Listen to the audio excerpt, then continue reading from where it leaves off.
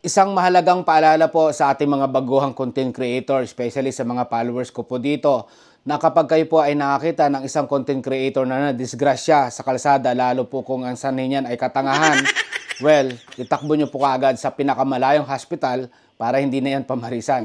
Bakit ko po ba nasabi yon? Bilang isang content creator, hindi po natin kailangang ibuwis yung buhay natin para magkaroon lang ng viewers, magkaroon lang tayo ng kikitain dito. Dahil kapag namatay na po tayo, wala na po tayong magagawa. Kawawa po yung pamilyang iwanan natin for the viewers lang po. Maling-mali po yan. Marami po mga content creator dito na hindi nagbubuwis buhay, guys.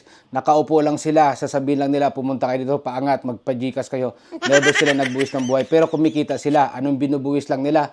Yung kanilang pong reputasyon. So guys, isa po uling reminder po sa ating lahat, mas masarap kumita ng pera na tayo po ay wala pong nasasaktang ibang tao, na tayo po hindi nakakapaminsala ng pamumuhay ng iba. Hindi po katulad ng iba dyan. Kaya wag nyo pong gagayahin yan. Dahil yan po, yung mga ganyang tao, pansariling kapakanan na lang po. Pwede naman po tayong magpasikat, pero in a nice way. Tandaan nyo po yan, guys, ha.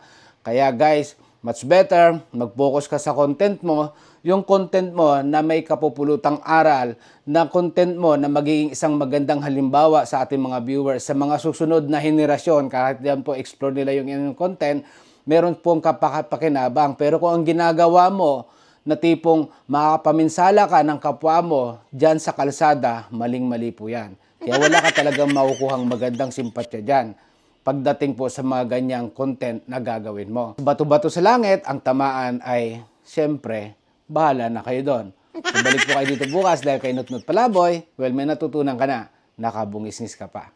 Bye!